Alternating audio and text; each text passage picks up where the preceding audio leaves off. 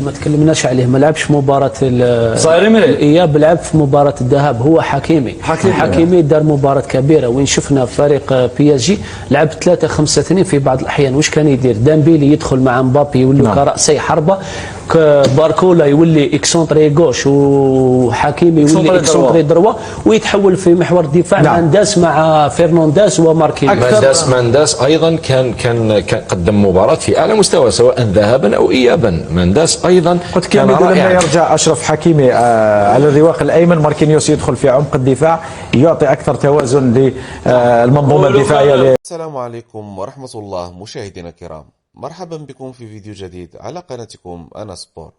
علق الإعلام الجزائري على تأهل فريق باريس سان جيرمان إلى نصف نهائي دوري أبطال أوروبا بعد الفوز الكبير على فريق برشلونة الإسباني ب4 أهداف مقابل 1، وقالوا بأن باريس سان جيرمان قدم مباراة كبيرة وشكوكية، وشاهدوا كذلك بالأداء الخرافي اللي قدمه الدول المغربي أشرف حكيمي للعودة ديالو بعد التوقيف أعطت مفتاح الفوز والتأهل بسبب السرعات ديالو في التحولات من الدفاع إلى الهجوم، وكذلك السخاء البدني الكبير طيلة فترات المباراة. لنشاهد جميعا وفرجة ممتعة. يبقى اللعب يا جماعة. دعونا نتحدث قليلا عن العودة الصاروخية للكتيبة الباريسية. من كان مهندس هذه العودة؟ طبعا هو لويس أنريكي الذي حقق ريمونتادا في 2017 مع نادي برشلونة أمام باريس سان جيرمان، ويكررها مرة أخرى. ميدو لا يعترف بأنها ريمونتادا تاريخية، ولكنها تبقى ريمونتادا لأنه 3-2 في الذهاب ثم هدف مقابل 0 في العودة، أصبحت النتيجة 4-2 في مجموع المباراتين، ثم يعود عليك الفريق الآخر ويسجل عليك 4 أهداف كاملة. هذه تبقى ريمونتادا تسجل في كتب التاريخ وتحسب للمدرب لويس أنريكي الذي كان لديه العديد من الأسلحة. ما هي أبرز هذه الأسلحة؟ شاهدنا مبابي بسرعته النفاثة، شاهدنا أيضا عثمان ديمبيلي يعيث فسادا في دفاعات برشلونة، شاهدنا أيضا باركولا كان أكثر من ممتاز وتسبب في لاعب الظاهرة. نعم، سأعود إليك بعد قليل. ميدو تفضل.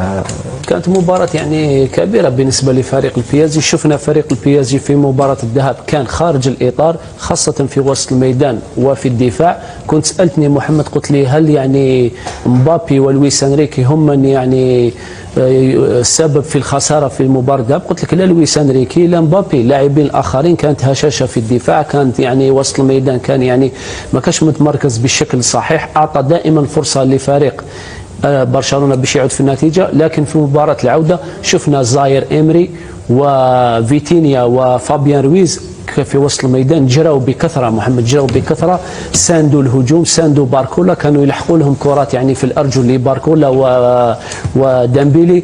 هذا شيء جد مهم لما يكون عندك وسط ميدان متكامل، لما يكون عندك وسط ميدان ليعمل يعني بطريقة جيدة وين يلحق الكرة في الوقت المناسب وفي المكان المناسب للاعبين الهجوم، دائما ما راح تكون أريحية. حتى وين ما شفناش مبابي. ديمبيلي كان أفضل لاعب في هذه المباراة رغم الضغط المفروض عليه من أنصار برشلونة. أعطينا الاحتفالات، هذه ضحكة ديمبيلي الذي لم يتأثر إطلاقا، وهذه احتفالاته بعد نهاية المباراة. احتفل ذهابا بكل قوة بعد تسجيله، وكرر هذا الأمر في العودة، وكان سما ناقعا في الدفاعات الكتالونية. كان تكلم محمد، كان آمين تكلم يعني لما تكلمنا عن مباراة الذهاب، تكلم آمين معي في الأيام الأولى تاع العيد، قال يعني لازم على لويس أنريكي أن يغير من منصب مبابي، هذا شيء راح يعطي أريحية. ولما غير منصب مبابي ما شفناش مبابي دار مباراة كبيرة، لكن الجهة اليسرى أتيحت للاعب باركولا وين قدم مباراة كاملة، كان وراء يعني طرد أروخو اللي كان سبب يعني من بين الأسباب في الفوز. هذا ما كنت سأقوله. علينا أن لا ننسى أن نقدم الفضل فيما فعله باريس سان جيرمان للويس انريكي الذي كان شجاعا وهاجم منذ البداية غير متخوف من ترك مساحات لبرشلونة في الخلف، رغم أن برشلونة سجل هدفا من هجمة معاكسة.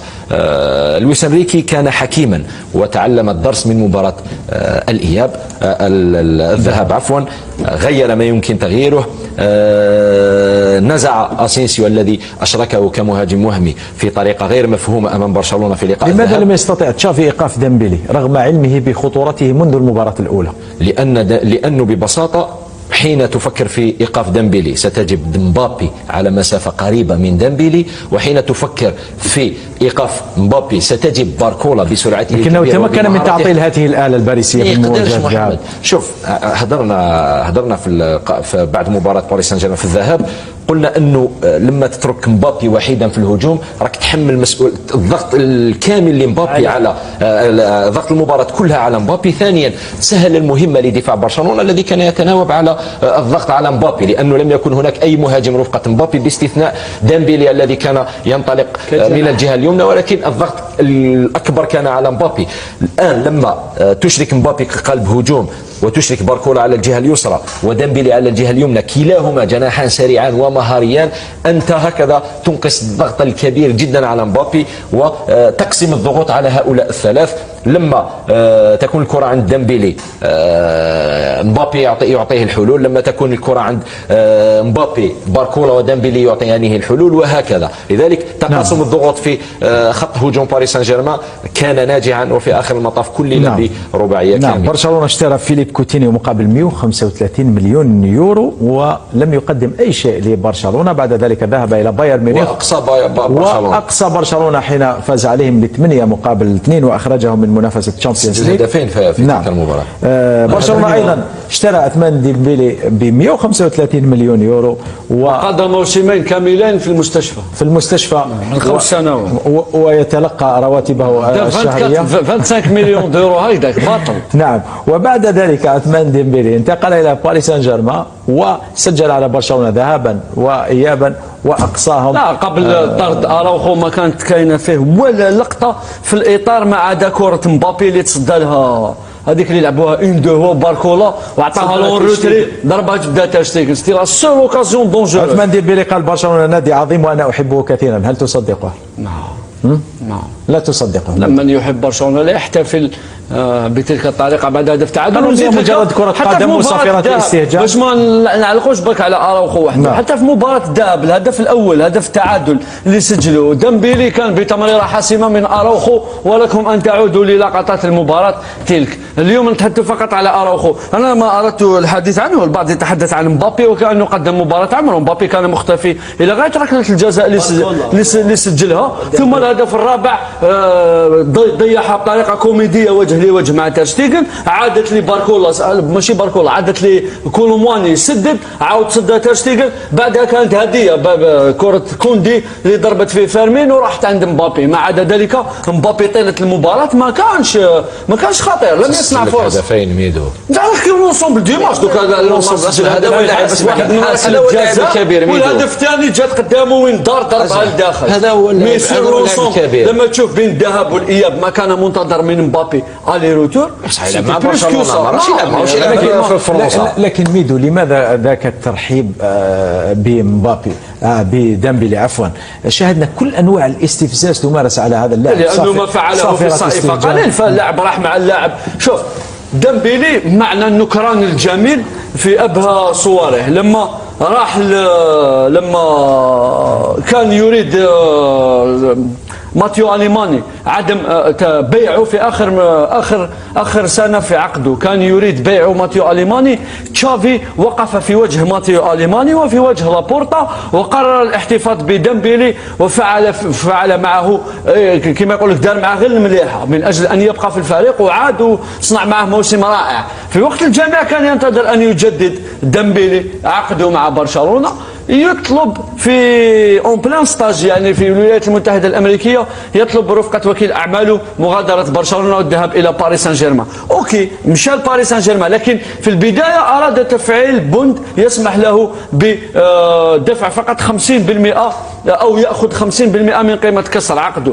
بعد كل تلك السنوات من الجميل التي أعطاها له برشلونة كانت المكافأة بهذه الطريقة. ليس إلى حد تصويره كخنزير ميدو. ثم أضف اسمح لي، في برشلونة تم رشق لويس أريكي رشق لويس فيغو برأس خنزير عافاكم الله أكرمكم الله. لكن ماذا فعل ديمبيلي حتى يصور كخنزير ويتعرض لكل أنواع ثم تعرض ثم في مباراة الذهاب. شوف ميدو ومن بعد عادي الجماهير هذه اللاعبين اللي يصوروها على شكل لا هذا ليس امرا عاديا. لا شوف كاين لا هذه امور فاقت كل الحدود. كاين نيمار ايضا، هذه فاقت كل الحدود. انك تصور لاعب كاين نيمار جابوه برشلونه من البرازيل، صنعوا له اسما كبيرا، توج مع برشلونه بربط ابطال اوروبا، بعدها خان برشلونه وضربهم في الظهر ورحل الى باريس سان جيرمان مقابل 222 مليون يورو. لم يتم تسويقه بهذه الطريقه. الاكثر والادهى والامر هو انه جماهير برشلونه كانت في كل موسم تتمنى عوده نيمار من باريس سان جيرمان الى برشلونه، لذلك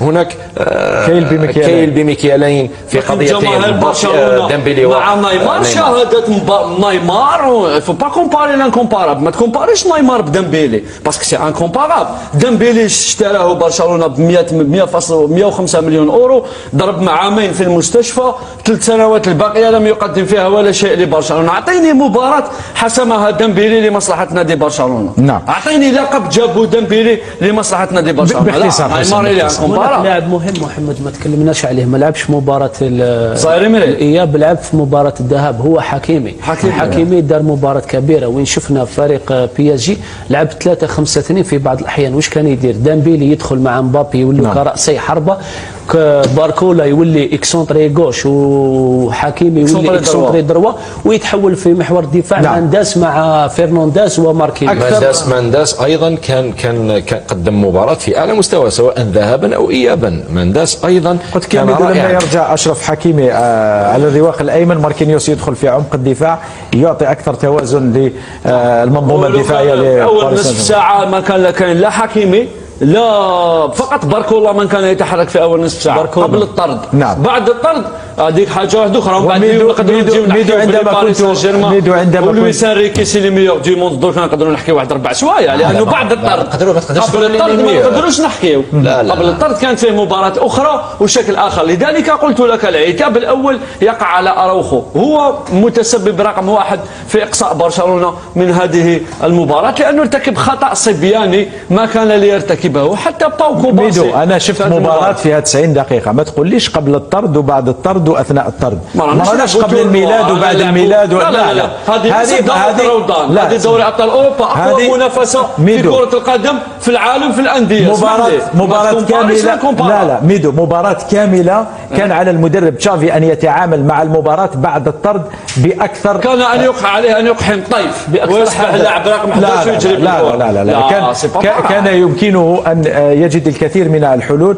4 أهداف يا اخي العزيز، امر غير مقبول. ميدو تتلقى 4 أهداف في منافسه مثل هذه في هذا الدور، وانت تكون في مجموع المباراتين متقدم 4-2 وبمجرد طرد تتلقى 4 أهداف وتستسلم بتلك الطريقه وتنهار المنظومه ويرتبك المدرب ويخرج المدرب بالبطاقه الحمراء ويقوم بتغييرات عشوائيه. هذا امر غير مقبول تماما. نريد ان نتحدث قليلا عن مبابي، لاني عندما كنت امدح مبابي منذ قليل ميدو كان يهز راسه ويقول لك هل لعب مبابي؟ نعم مبابي لعب وسجل. اعطينا ركله الجزاء التي سجلها مبابي. زيد قل لي ركله جزاء ليست داخله في المباراه. سجل هدف حاسم في وقت وين كان برشلونه يحاول وكان يسجل رافينيا في لقطه من اللقطات، كان يعدل النتيجه. رافينيا اخذ الكره من خارج المانجويك ودخل بها الى المانجويك. تير شتيغن حارس ممتاز، حارس اللي دائما ما يوقف ضربات الجزاء. نعم. شفنا سددها يعني بطريقه بكيفيه. شفته انا ايضا ضيع بعض اللقطات ميدو في الشوط الاول، كانت عنده تحركات ايضا في الشوط الثاني. كان عليه ضغط ما يتحركش معاق، ما يتحركش ميور جوار دو موند، ما يتحركش سليم القدمين ويتحرك. تقول لي يتحرك من الامال التي كانت معلقه على اللاعب بين مباراه الذهاب والاياب اكبر. انا مانيش هنا جوستيم با لي جوار، انا ما نقدرش نحكي لك على مبابي باللي ماهوش لاعب كره قدم. انا نقول لك واش شافت عينيا في 180 دقيقه ذهابا وايابا لم يقدم ما كان مطلوبا منه. مبابي يعتبر سجل هدفين وكان حاسم. اوكي لا الرابع من هديه والثالث من ركله جزاء، لكن دون لونسومبل سي افي با لو كارتون روج ما كانش راح يبان. انا لعب امس تحرك، ضيع لقطات في الشوط الاول، تحرك في الشوط الثاني وسجل ركله جزاء في وقت حساس، وسجل الهدف الرابع اللي قضى به على انصار برشلونه وعلى نادي برشلونه. اعطينا لقطه رمي كل انواع المقذوفات من المدرجات على كيليان مبابي الذي طبعا لم يستقبل ايضا بشكل جيد، بما انه سيكون لاعبا جديدا في الريال. بالمناسبه سئل بعد نهايه المباراه بعد الاقاويل الكثيره بأن مبابي سيغير رأيه الآن بعد تأهل البي اس جي إلى النصف النهائي، سئل وقال لا، هذا الفوز لن يغير أبدا في قراراتي المستقبلية، وواضح بأنه سيلعب لنادي ريال مدريد. أعطينا إحصائيات مبابي مع برشلونة. برشلونة يعتبر الضحية المفضلة لمبابي، لعب 4 مباريات امام برشلونه، سجل عليهم 6 اهداف كامله.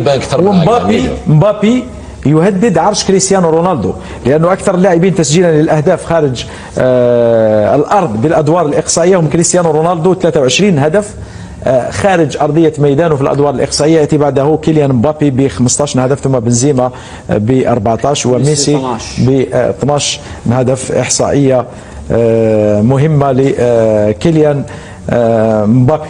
ما رأيكم في أداء مبابي أمس؟ مبابي لم يكن محمد لاعب الفعال، وين يعني سجل هدفين ولم يكن لا في بداية المباراة. نحن نتكلم على بداية المباراة. لماذا تقسموا المباراة بعد المباراة، قبل المباراة، أثناء محمد المباراة، تقدر تعطي الأداء قبل الطرد، بعد الطرد، تقدر تعطي تقييم لأداء مبابي. سجل هدفين والنتيجة كانت 4-1. كيف نقول بأن اللاعب لم يكن فعال؟